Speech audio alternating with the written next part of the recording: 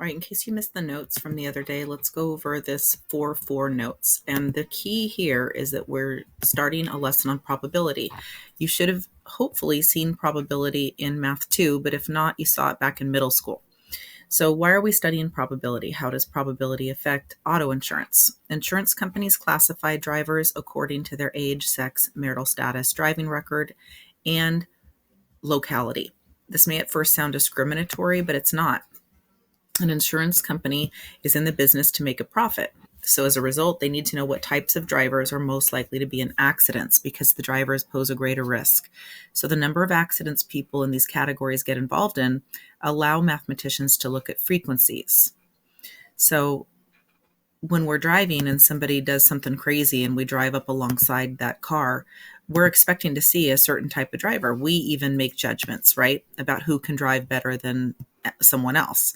And so this is not based on judgment. This is based on straight up data that certain groups get in more accidents. So a statistician called an actuary can predict how often customers, based on these criteria, are going to submit claims. And so again, it's all in the data.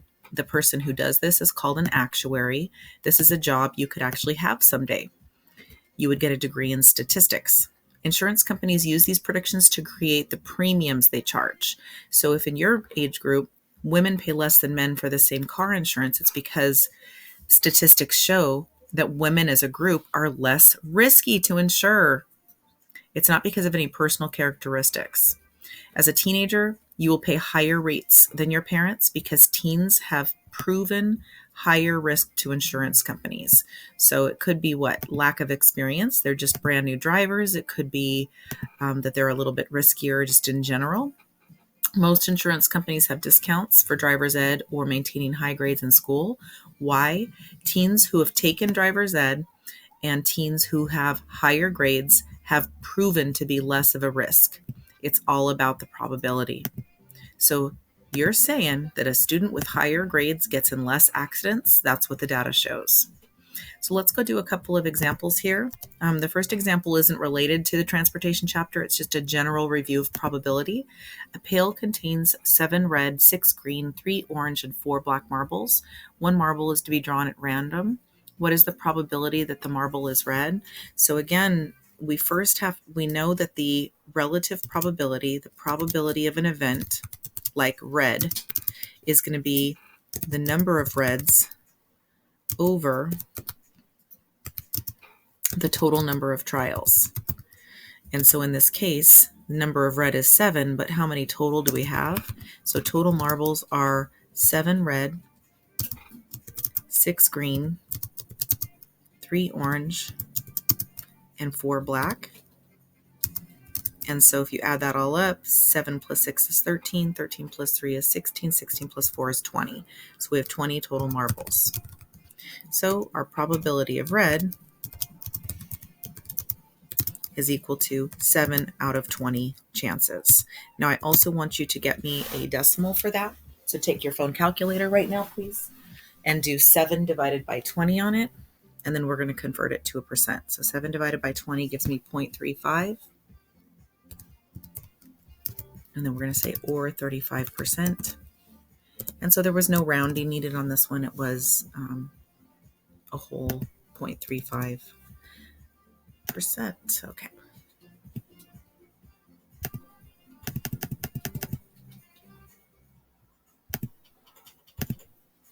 All right.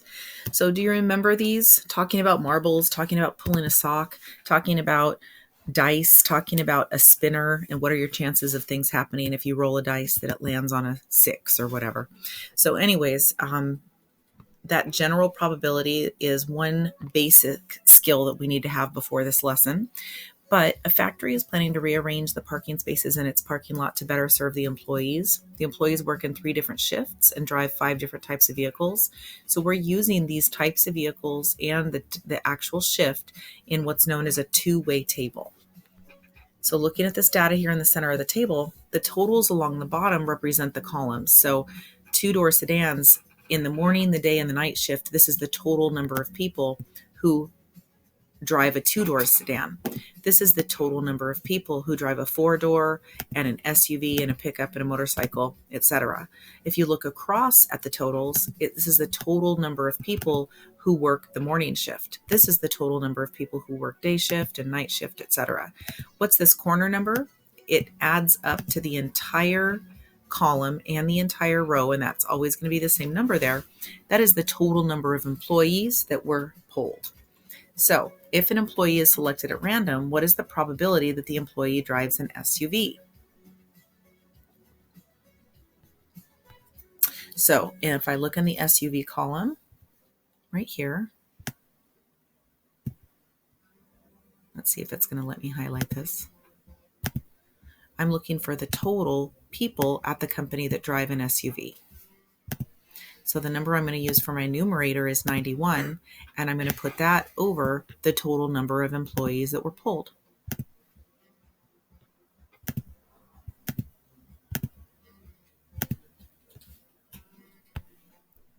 So probability of an SUV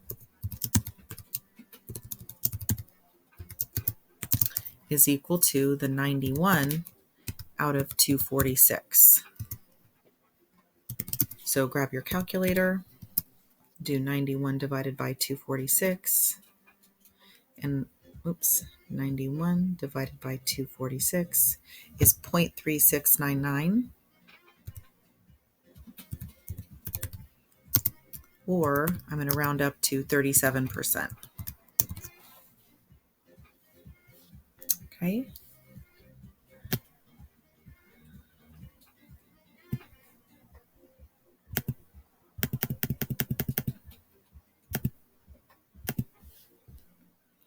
All right, example 3 is about the same two-way table.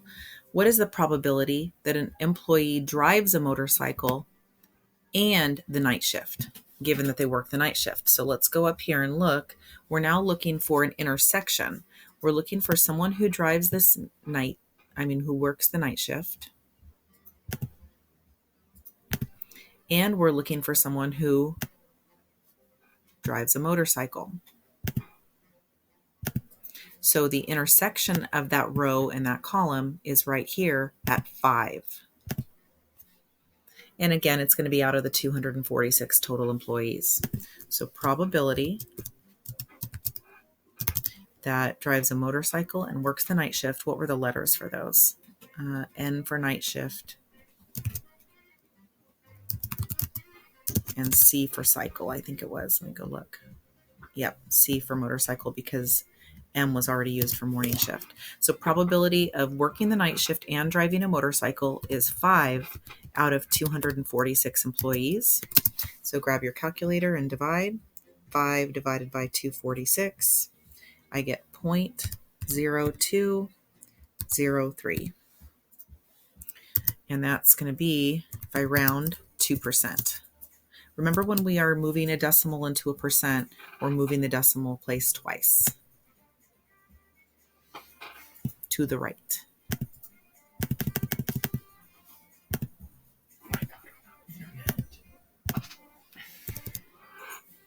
All right, there's just a couple more examples here. So example 4 is a brand new chart here, a new two-way table.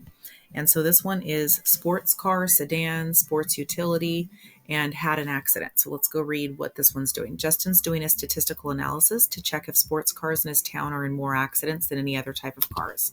He pulls 315 total people. Does the table support his theory? So let's do all 3 percentages. Let's do the sports cars. Let's do the sedans.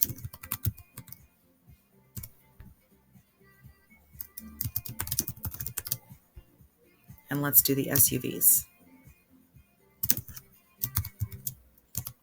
For the sports cars, we're looking at how many people had an accident out of the total people who had accidents.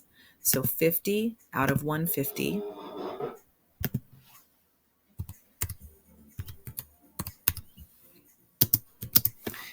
And if I divide that,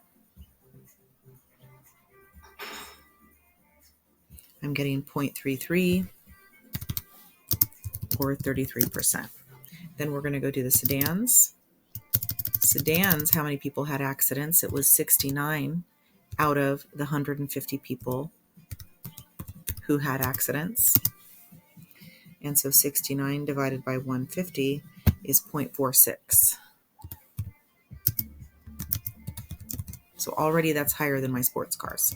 Finally, the SUVs, this number's lower, 31 out of 150 who got in accidents. And so 31 divided by 150 is 0.2066, which we could round to 0.21. So we're going to say 21%.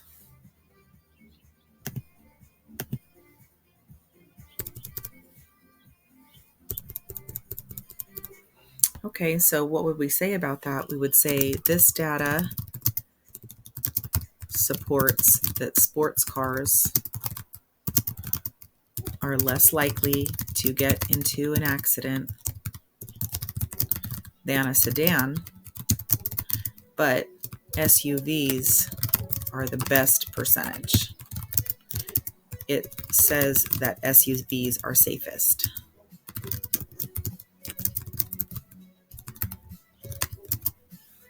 Okay.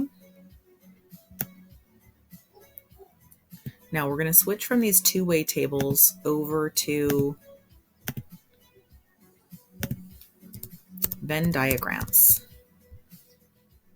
for the last two examples.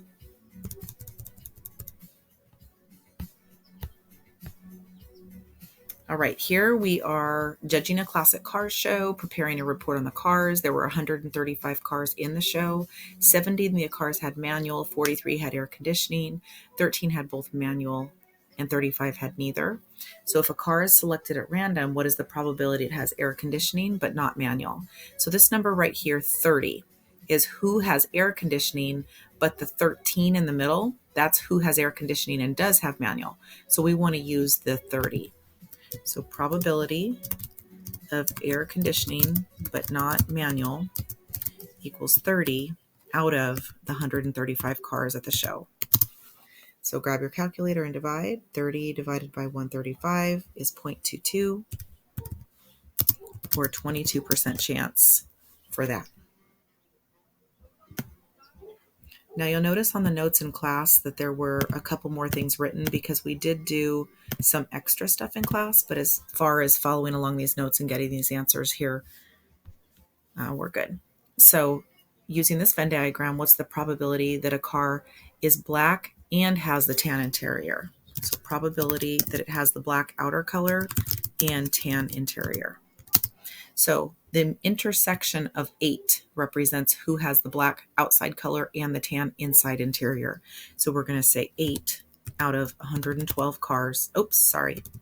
In this case, they don't tell us the total. So we have to add it up. 17 plus 8 plus 39 plus the 112 cars that don't have either. This is going to give us our total. So on my calculator, I go 17 plus 8 plus 39 plus 112, and that gives me 176. So 8 out of 176 total. Divide that on your calculator is 0.045, and that means 4.5% or 5% if we round up. So you're going to give me a decimal, percent, and a fraction for all of these.